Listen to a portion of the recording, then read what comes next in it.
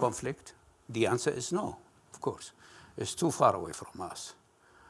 It is a conflict between two countries, but at the same time, it is a conflict inside Iraq.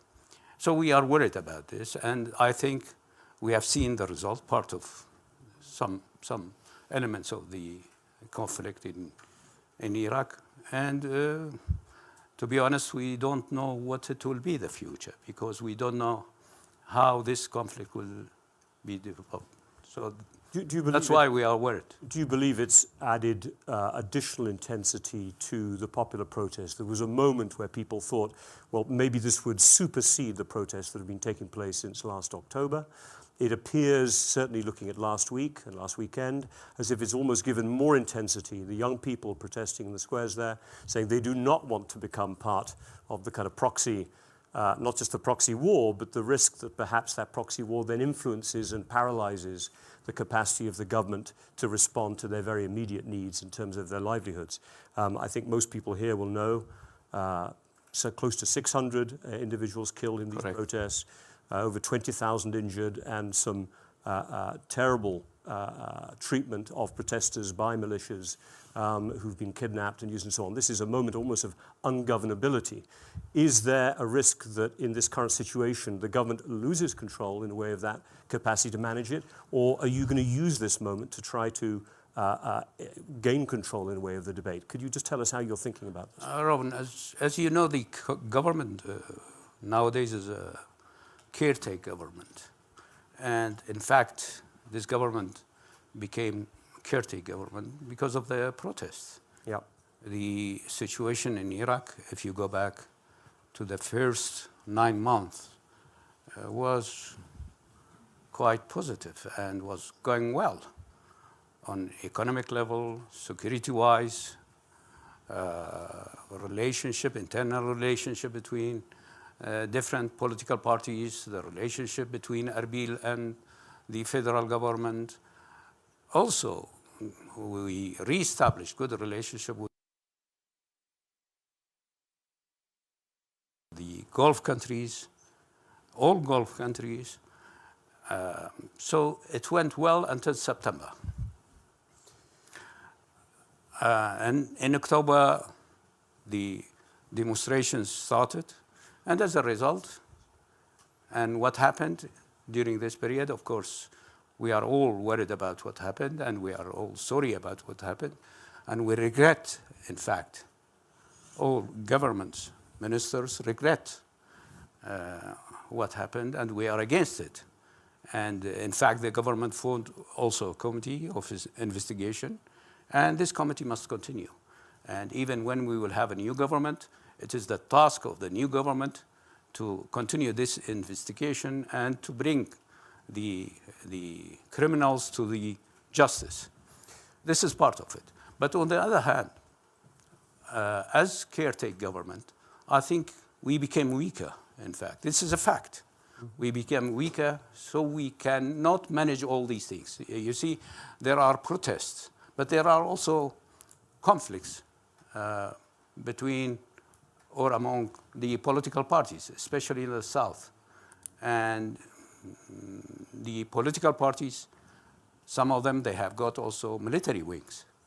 So this is the current situation in Iraq. We have got political parties. We have got military wings of these political parties. There are conflicts between or among these political parties. But on the other hand, we have got demonstration, especially in Baghdad. The demonstration in Baghdad is different than what is happening in the South. The demonstration in Baghdad, especially in Tahrir Square, is a peaceful demonstration, and they are demanding what the people are demanding, in fact, Iraqi people. But what is happening in some areas in the South, it is a kind of conflict or struggle for power in some areas in the South. Thank you. Let me, Jeanine Plasschaert, maybe I can bring you in here because I think it'd be relevant. How do you see the prospects for, let's call it a permanent government being able to be established in this moment of instability and uncertainty? What are your biggest challenges and what are your objectives in this kind of moment? Well, my in objective... 3 minutes, you know, yeah. Thank you so much. My objective would be stability in Iraq. Not only my objective, but I think that most of the people in Iraq would love to have a country stable, prosperous, etc., like many other countries. And the problem right now is when you refer to the recent targeted killing of Qasem Soleimani and al-Mohandes, is that it made one thing clear, that the rules of engagement have changed. And many people think, okay, maximum restraint, maybe this is the end. But frankly, I don't think we have seen the end of it yet. So what the new modus operandi will look like, it will remain to be seen. And in the absence of an all-out war, I would say that Iraq remains a very vulnerable place to be. And therefore, I expect Iraqi authorities to continue their non-stop balancing act to prevent their country from yet again becoming a theater for different competitions. And that takes away, and here comes my great concern, that takes away their time and energy, lots of time and energy, while they need this time and energy urgently to build resilience at the society level and to build resilience at the state level and to address the socio-economic grievances. People are out on the streets of Iraq for 4 months in a row, expressing their hopes for better times, expressing their hopes for a country free from corruption, partisanship, and free from foreign interference. Well, the opposite is true today. So the Deputy Prime Minister, Fuad Hussein, just said, very rightly so, that the government has a caretaker status. To find a way out of the domestic crisis, the Prime Minister handed in his resignation at the end of November. But so far, political leaders do not agree on a successor. And that, to me, is a problem if you want to address public trust, if you want to address the urgent needs of the Iraqi people. So what I fear right now is that geopolitical and regional developments eclipse domestic, urgent, unfinished business. So here's my concern. Right.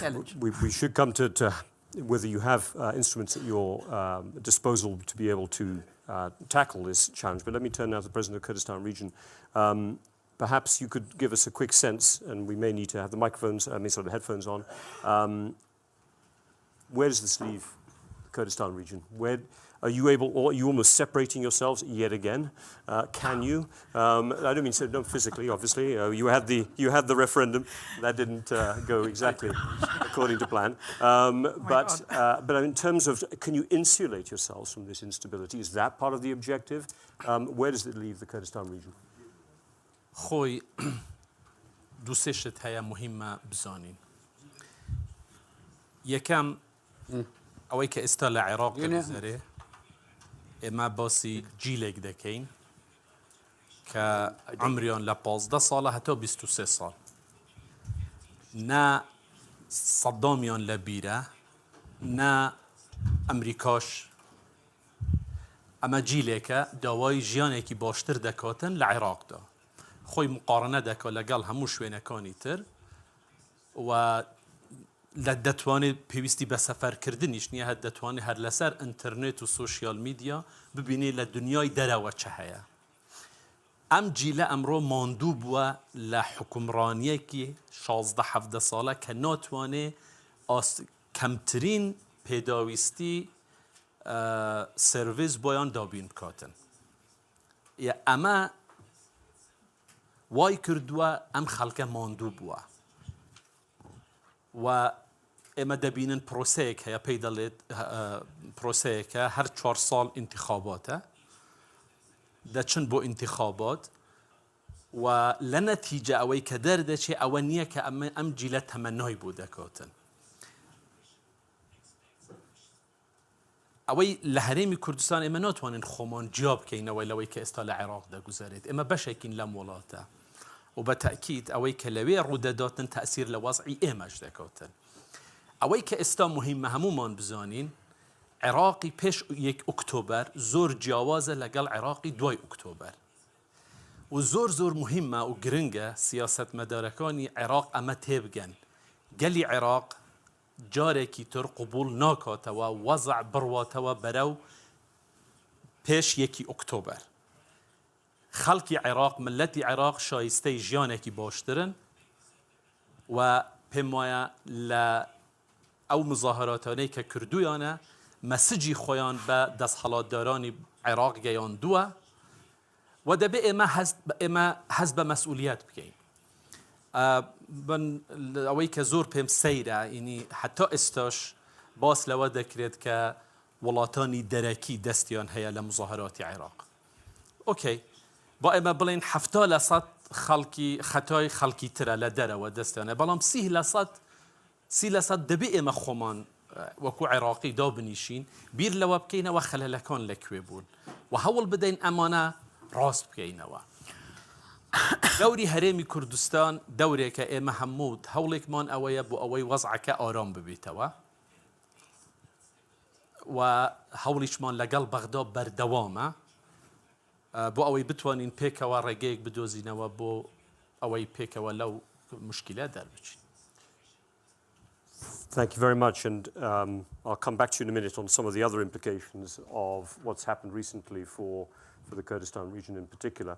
Adel Jubeir, let me come to you, maybe coming with a slightly different angle. I mean, it had appeared in the lead-up to this attack that there was some important discussions taking place between the Saudi government, the Iraqi government, potentially also involving some outreach to Iran or from Iran out to Saudi Arabia as well. Where does this leave obviously the events that took place, the assassination of Soleimani? Where does this leave, in your opinion, from a Saudi perspective, the situation in Iraq, prospects for stability in that immediate region? I'll come to Iran maybe a bit more in a minute, but could you say a word or two about Iraq first? Well, first of all, I want a point of clarification. I'm the Minister of State for Foreign Affairs. Yes. Faisal Al-Farhan Al-Saud is the minister who was appointed late last year. With regards to Iraq, Saudi Arabia takes its relationship with Iraq very, very seriously. We have historic links with Iraq. We have tribal links with Iraq. We have family ties with Iraq. Every Arab and every Muslim is part of the Abbasid Empire, which had its headquarters in Baghdad. So it's a very important country. We believe in Iraq's stability. We want to be supportive of Iraq. We opened up a new chapter with Iraq. We established institutional links with Iraq through a special consultation committee that includes more than 10 different ministries in order to see how we can enhance trade, how we can enhance travel, how we can open up border crossings, how we can work on supporting Iraq with its economic development. Iraq doesn't need support. Iraq has the second largest oil reserves in the world. Iraq needs something to help it through the transition. And we are very concerned about, and have been and continue to be, about Iran's meddling in Iraq's affairs. We're very concerned about Iran trying to steal Iraq's resources by dumping Iranian products into Iraq, by trying to mobilize and set up militias that are loyal to Iraq and not loyal to Iran and not the Iraqi state. And we believe that the reason that Iraq has not been able to get up on its feet the way it should have and could have is because of the interference by the Iranians. We are committed to our relationship with Iraq. We will continue to work on improving our relationship with Iraq. Our conversations with Iraq and consultations with Iraq are ongoing and have been. After the Iranians attacked the oil facilities at Abqaiq, the Iraqi government was reaching out to us to see what we can do about de-escalation. We have made it clear to our brothers in Iraq that we don't want escalation. We don't want a war. A war is disruptive to everybody. We will take our time investigating the attack, and we will take our time, and once the conclusions are known, we will make them public, and we will see what we can do, steps that we can take to deter Iran from any further aggression against us. That's been sort of the message. You talked about an unsettled Middle East. We see Iran's negative hand in Yemen. We see Iran's negative hand in providing weapons and IEDs and training terrorists in Bahrain. We see Iran trying to recruit among our Shia population. We see Iran engaged in Iraq, in Syria, and in Lebanon. I think what has happened in Iraq, to a large extent, is also a reaction to Iran's heavy-handed interference in Iraq. And we also saw that in Lebanon with the demonstrations against Hezbollah by Lebanese, including Shia, in the south of Lebanon. And that's a very strong message to the Iranians that they should take care of their people first, they should get out of Arab lands, and they should desist from continuing to be the chief sponsor of terrorism in the world. They should stop providing ballistic missiles to terrorist organizations, and they should accept the international rule-based order which was established in the 1600s after the signing of the Treaty of Westphalia and the principles associated with it, which is non-interference in the affairs of other countries, respect for the sovereignty of nations, and respect for international law. Once Iran is willing to do this, Iran will become a normal member of the international community. But do you sense that there's been any change? Do you see a potential opening, given that not only did the attack happen, but obviously there was the tragic shooting down of the Ukrainian International Airlines flight immediately after? You get this sense there were many protests emerging, obviously, on the streets as well throughout Iran prior to the attack. It looks a bit like, as in Iraq, the government has not been able to manage and take this moment to mobilize support in Iran for itself again. As Saudi Arabia looks to the future, I would argue, it may not be able to see a US that can be as reliable a partner for its security as it was in the past.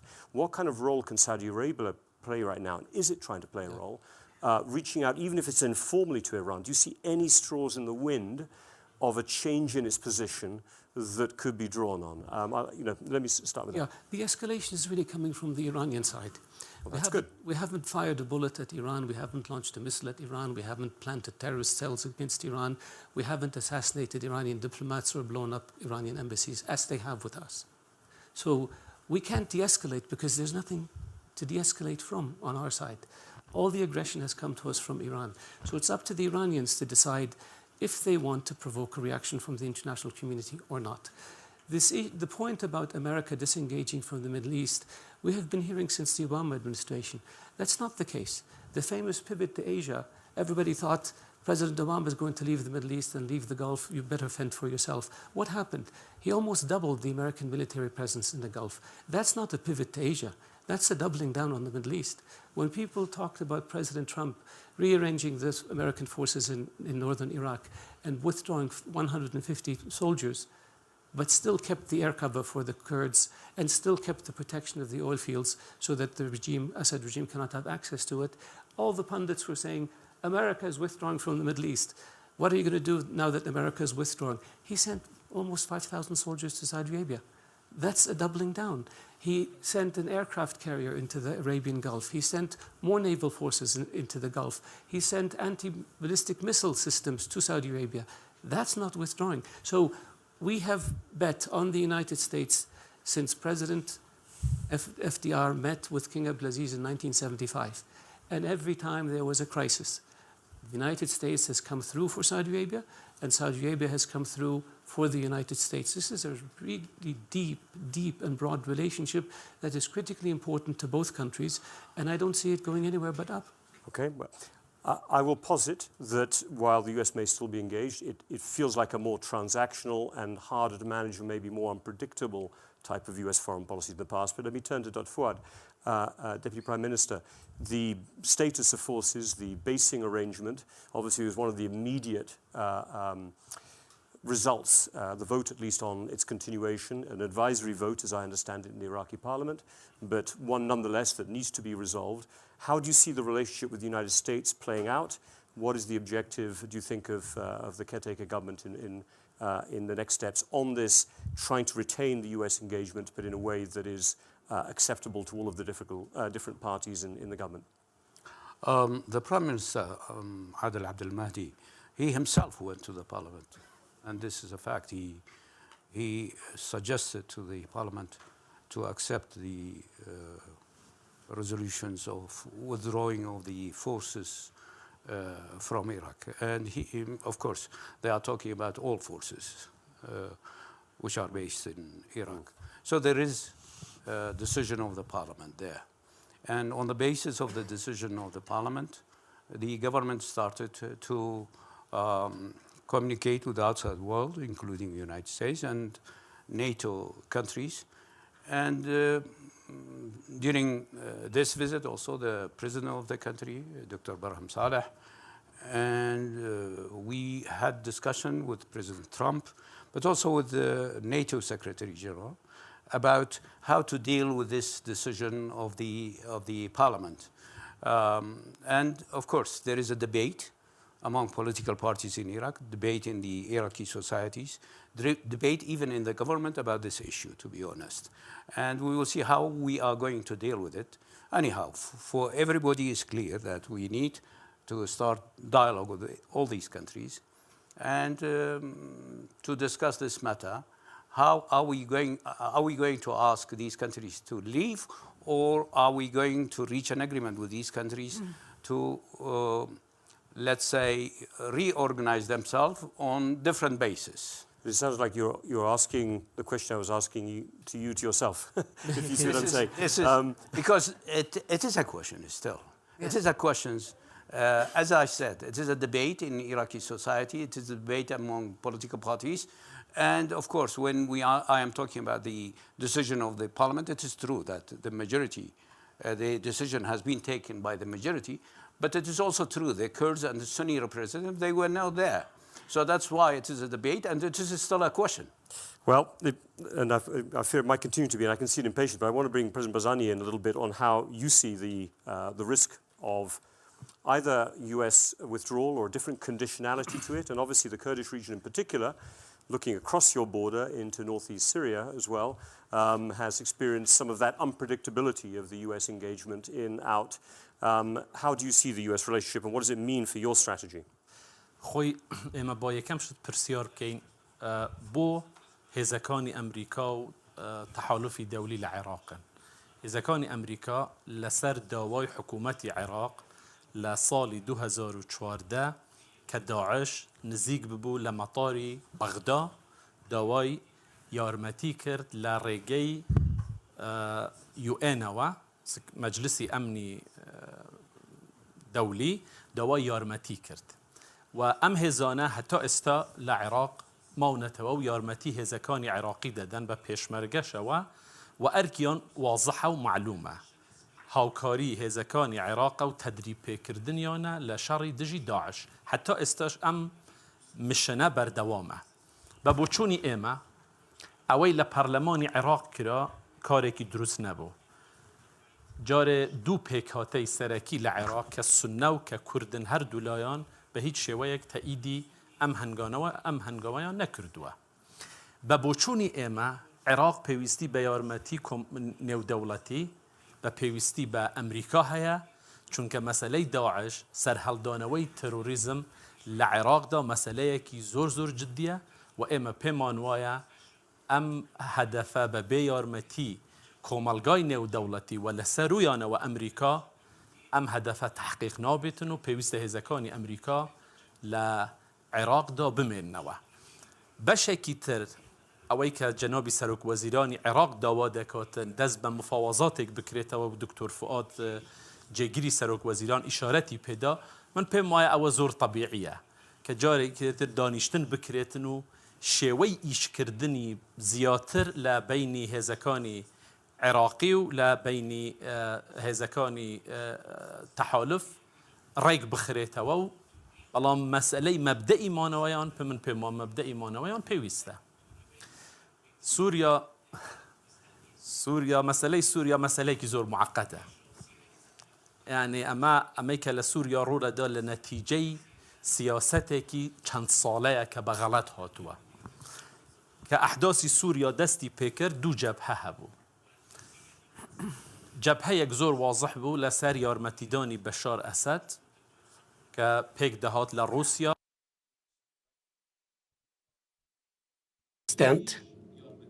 And they were supporting Syria to remain in power. There was another front.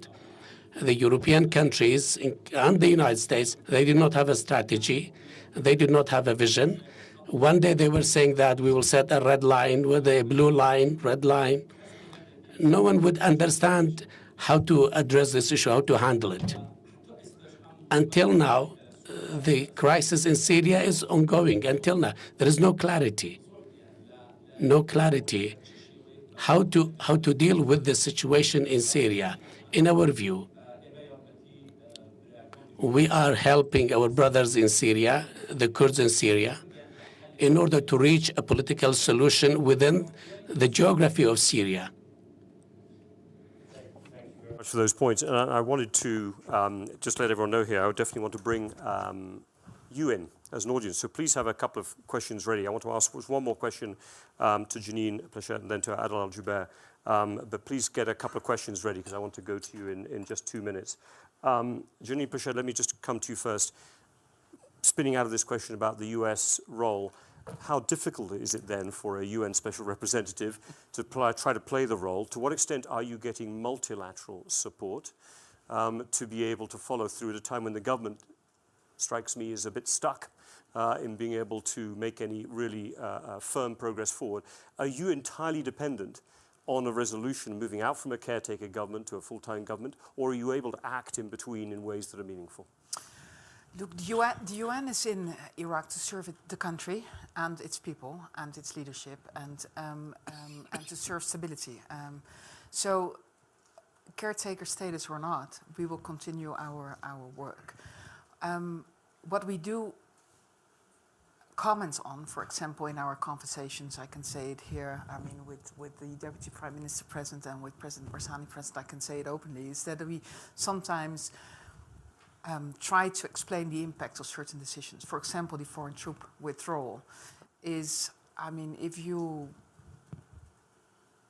look at it from a distance, you understand what happened. I mean, for many Iraqis, what happened brought universal condemnation of the targeted killing because it was felt as a flagrant breach of Iraqi sovereignty. So what we saw in Parliament, it was already referred to, was in particular a Shia decision, right? So that is a concern to me as well, because if we have Shia leadership, I'm not saying it's happening, but it's a concern I have if I see something like that, distancing itself from Sunni and Kurdish and other communities, then with the history of Iraq, I mean, we have to be awake, right? So these are things that we continue to point out. Now, the foreign troop withdrawal, I mean, it does not just present a security risk. It is also about the economy. It is also about dollar support to the Iraqi dinar.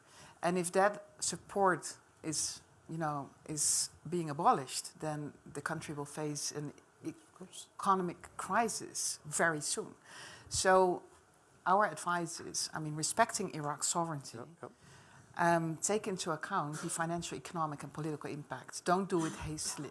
And I think that Adel Abdulmati, the current prime minister, made it very clear by now that he wants to do it in friendship, that he wants to have a constructive dialogue, and that he wants to continue the fight against Daesh.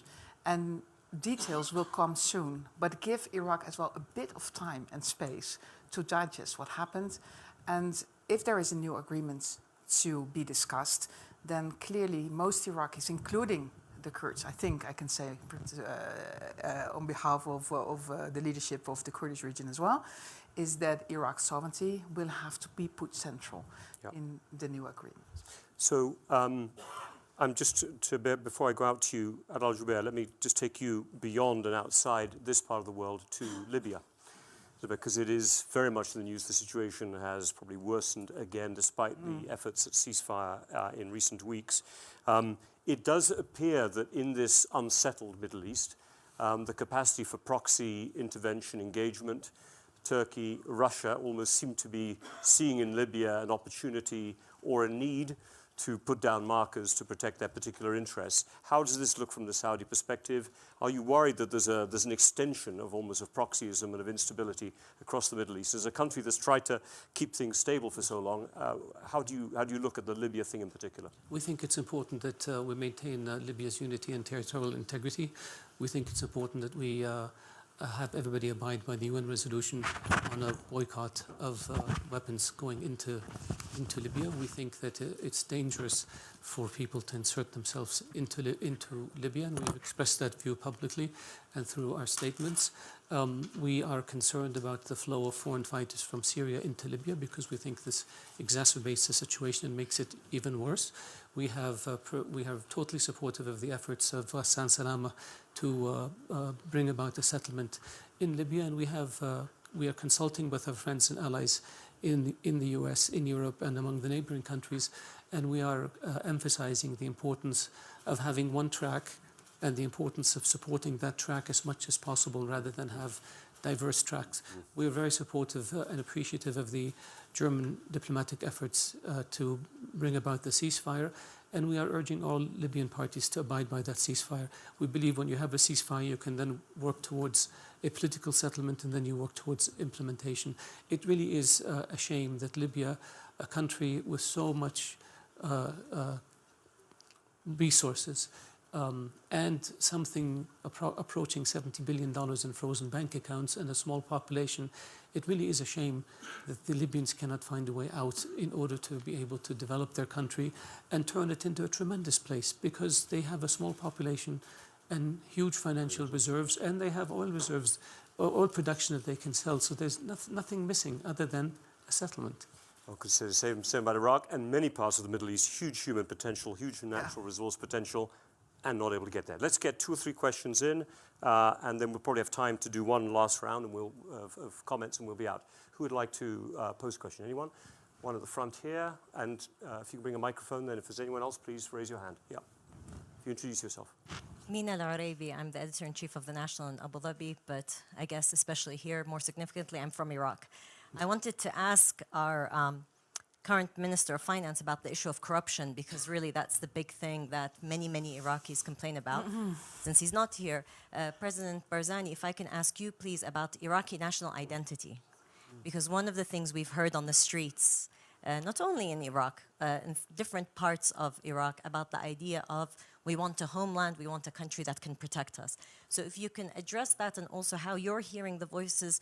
Yes, it's in Baghdad and in the south, but this is impacting the entire country, how that might be shifting your thinking about how the country's future looks.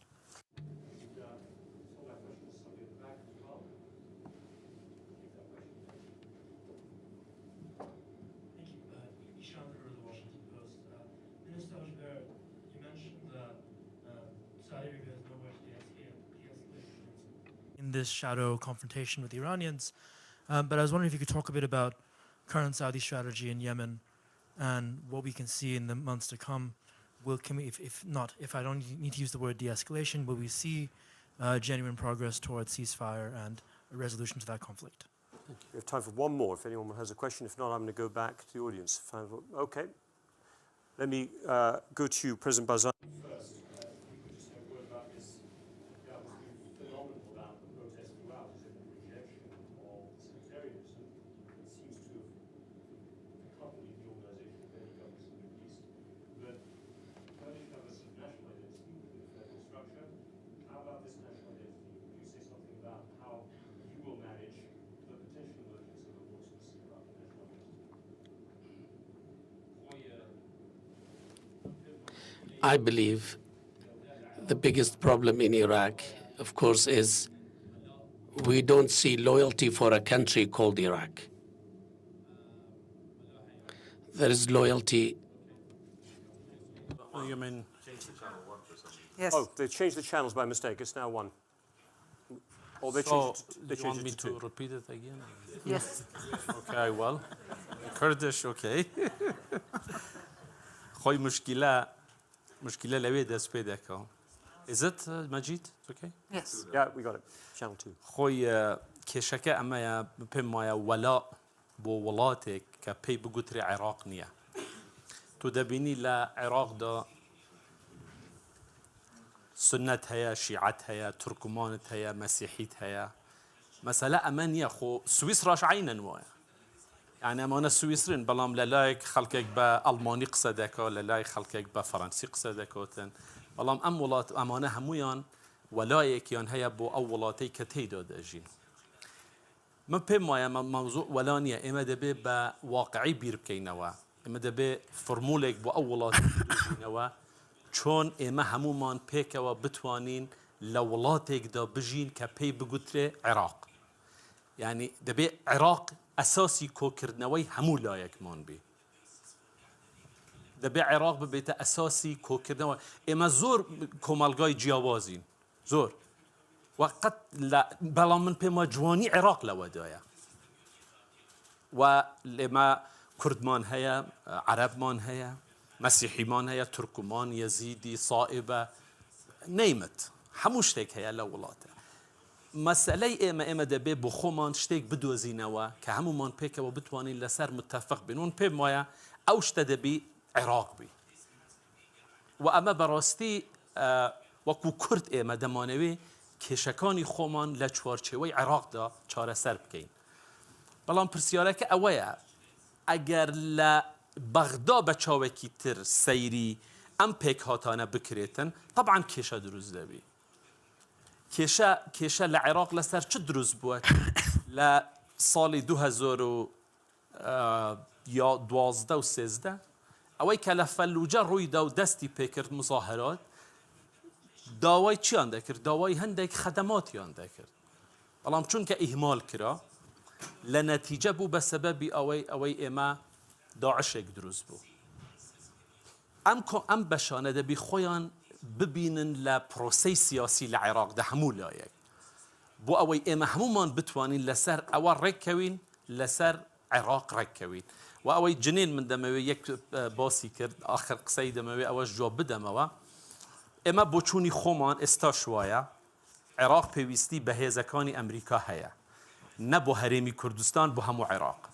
بەڵام لە نەتیجەدا ئێمە بەشێکین لە عێراق. Thank you very much. Adel Jubeir, you had a question specifically on Yemen. I know, yes, you wanted to get to that, so it's on my list as well. So please give us your thoughts. Again, a terrible attack over the weekend. Yes.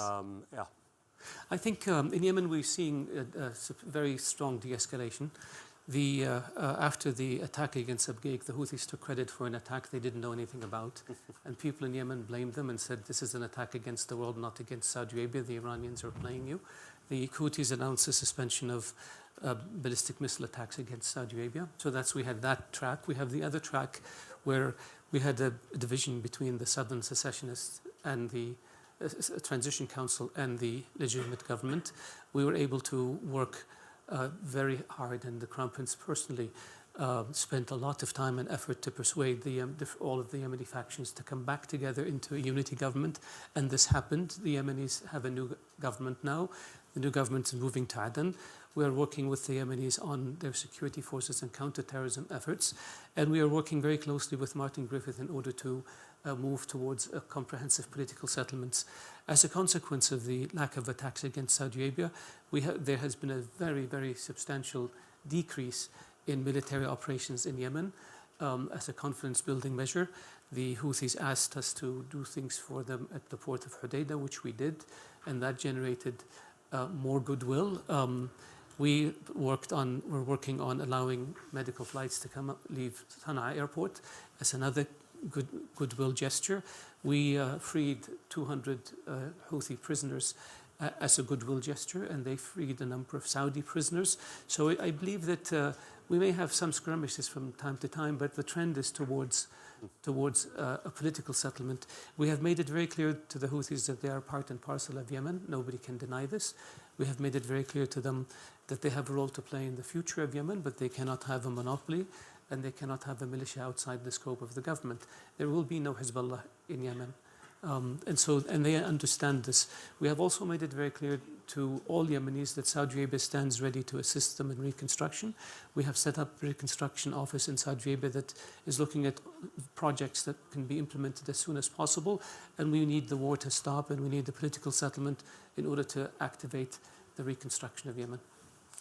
Thank you. We're coming right to the end here. We're maybe 1 minute over. Jeanine, Plasschaert, I'd want to give you a last word as well. If there was one thing, just very quickly, one thing that you'd want from the international community to support what you're trying to do right now in Baghdad, rather than what you may be advising or hoping from the caretaker government and the various groups there, what would the one thing that you're asking for you'd need from the international community to help you do your job? To be frank in the messages we convey, and not to sugarcoat the situation, but also to recognize Iraq's great potential, whether you're up north in the Kurdish region or down south, because it has great potential.